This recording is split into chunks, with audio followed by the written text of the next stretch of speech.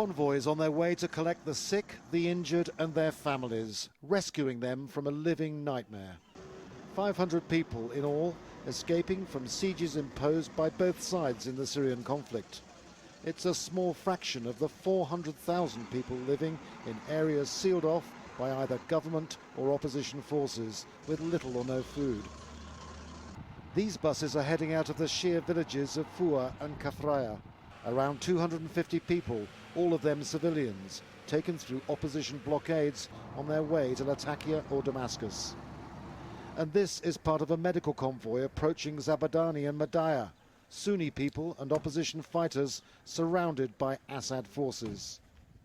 Syrian Red Crescent vehicles encountered intense security checks and long delays.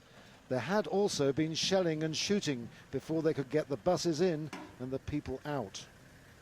With more than 40,000 people left behind in the siege of Madaya alone, this is really all a drop in the ocean, but it's a start. Many people spoke of food running out, and some of the most harrowing accounts came from women and children leaving Zabadani. They spoke of making soup out of dirty water and grass. The little food available was beyond many people's reach. Cereal that used to cost less than $1 a bag, now $150. This child, I gave him sugar and water to survive.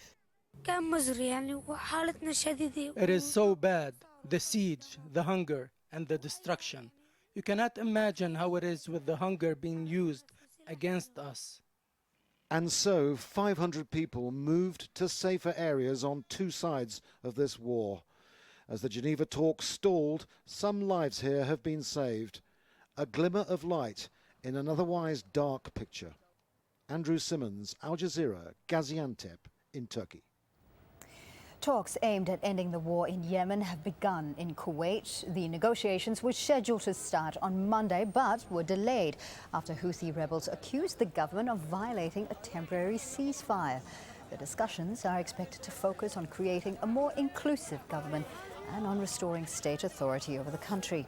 More than 6,000 people have been killed in the conflict since it began in 2014.